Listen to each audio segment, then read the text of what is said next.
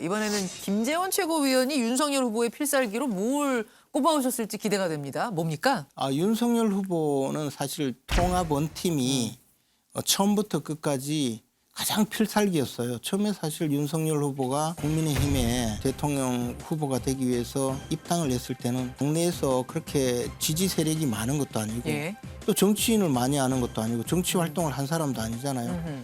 그런데 이제 그 한 사람 한 사람을 처음에 뭐 경쟁을 통해서 제압하기도 하고 또 나중에는 그분들을 다시 함께 원팀으로 끌어들이는 노력을 많이 했어요. 사실 이제 가장 힘들었던 대상은 홍준표 대표. 그렇죠.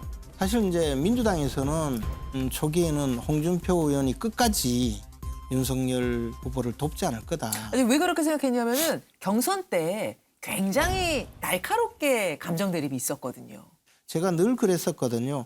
홍준표 의원은 결국은 윤석열을 돕게 된다. 그런데 지금처럼 이렇게 비판적인 입장에 있으면서 나중에 윤석열을 도우면 훨씬 그 파괴력이 커진다. 그래서 이런 원팀을 만들어가는 과정이 윤석열로는 굉장히 훌륭한 그 선거 전략이었고 그 마지막 원팀의 그 대단원은 결국은 안철수와의 후보 단일화였죠. 그래서 야권 전체를 통합한 거죠. 어허. 제가 볼 때는 그 통합 원팀이라 그러시는데 홍준표 후보, 유승민 후보까지는 뭐 좋습니다. 근데 마지막 한 수를 잘못 뒀어요. 또 여우님의 아픈데 다시 여우 되신 거예요? 마지막 한 수를 잘못 둔 겁니다. 여우님의 그 아픈데. 안철수고요. 왜냐하면 국민들이 납득을 못하죠. 한두 번도 아니고 10년 정치하면서 4번을 철수를 하면 2년 6개월마다 한 번씩 철수를 했다는 이야기인데 홍준표 후보가 저는 참 대단하다고 생각하는 게 참 속이 넓고 참 대단하다고 생각이 드는 게 사실은 신천지가 아니었으면 홍준표 후보가 지금 저 국민의힘의 대선 후보가 돼 있어야 돼요.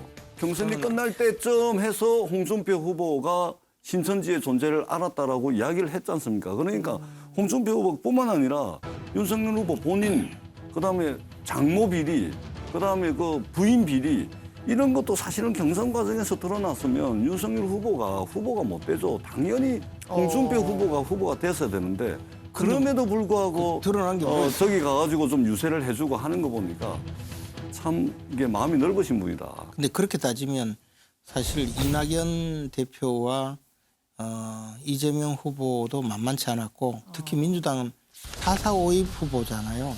그 정상적인 후보가 아니라 4.4.5입으로 후보를 억지로 만들었거든요. 그러니까 아직도 이탈자가 많이 생긴단 말이에요. 근데 우리 당은 이제 당원 당규에 따른 정확한 경선 과정을 거쳤죠. 그리고 그 과정에서 득표를 두고 또는 후보자를 선정하는 과정을 두고 논란은 없었어요. 제가 보기에 민주당이 4.4.5입만 안 했으면 검찰 수사가 제대로 돼서 지금 이재명 후보 우리가 그 영치금 넣어줘야 돼요. 사실관계를 정확하게 제가 정리를 해드릴게요. 민주당의 당원 당규는 대선 후보를 뽑을 때 과반 이상의 득표를 하게 되면 결선 투표 없이 후보로 확정하게끔 당원 당규에 돼 있고 뭐 하여튼 4.4.5입만 이재명 후보는 경선 과정에서 50% 이상 과반 이상의 득표를 했기 때문에 민주당의 대선 후보가 된 겁니다. 4.4.5입은 이승만 독재정부가 한 것이라는 말씀을 드리고 그 이승만 독재정부의 정통성을 잇는 게 오늘날 국민의힘 아닙니까? 국민의힘의 역사적 정통성이 그 이승만 정부에 맞닿아 있는 거 아닙니까? 그거는 이승만 정부가 4.4.5입을 한 것이죠.